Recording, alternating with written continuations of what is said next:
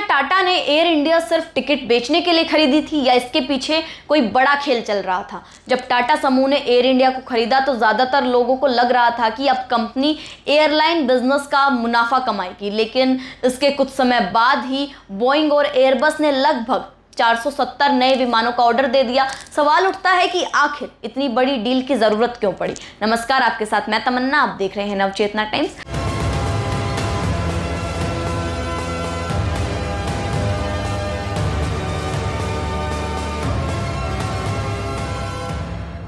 चलिए जानते हैं आखिर क्या है पूरा मामला। इस कहानी की शुरुआत कोविड-19 महामारी से होती है। कोविड के दौरान दुनिया भर की एयरलाइंस को भारी नुकसान हुआ, लेकिन उससे ज़्यादा नुकसान हुआ छोटी छोटी कंपनियों पर। बड़ा असर पड़ा जो बोइंग और एयरबस के लिए पार्ट्स बनाती थी। कई कंपनियां बंद हो गई, कई कंपनियों को नुकसान हुआ। नतीजा यह हुआ कि विमान बनाने वाली कंपनियों की सप्लाई चेन कमज़ोर पड़ गई। फिर कोविड-19 खत्म हुआ, दुनिया में हवाई यात्रा तेज़ी से बढ़ गई। एयरलाइंस को नए विमानों की ज़रूरत पड़ी, लेकिन बोइंग और एयरबस मांग पूरी करने में संघर्ष कर रहे थे। इस दौरान भारत ने एयरबस के साथ 40C295 सैन्य परिवहन विमान बनाने का समझौता किया। इस डील की खास शर्त यही थी कि इन विमानों का निर्माण भारत में होगा और इसमें टाटा की बड़ी भूमिका होगी। यहीं से असली खेल शुरू हुआ।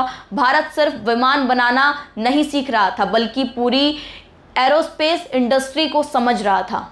कौन सा पार्ट कहाँ बनता है, सप्लाई चेन कैसे काम करती है, क्वालिटी टेस्टिंग कैसे होती है और अंतर्राष्ट्रीय सर्टिफिकेशन कैसे मिलती है। भारत इन सब चीज़ों पर काम कर रहा था, अनुभव हासिल कर रहा था। आज बोइंग और एयरबस के कई महत्वपूर्ण पार्ट्स भारत में बनाए जाते हैं।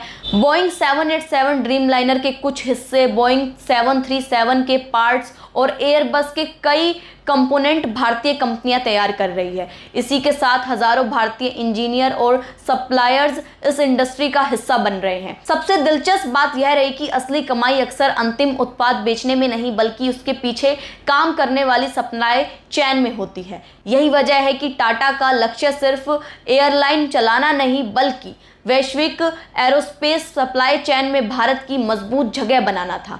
अगर यह रणनीति सफल होती है तो आने वाले वर्षों में भारत सिर्फ विमान उड़ाने वाला देश नहीं रहेगा, बल्कि विमान बनाने और उसके महत्वपूर्ण हिस्से तैयार करने वाली दुनिया की सबसे बड़ी ताकत बन सकता है। ऐसे में आप इसे कैसे देखते हैं? कमेंट सेक्शन में अपनी राय जरूर दीजिएगा और अगले अपडेट के लिए हमारे साथ बने रहें और देखते रहें नवचेतना टाइम्स। धन्यवाद।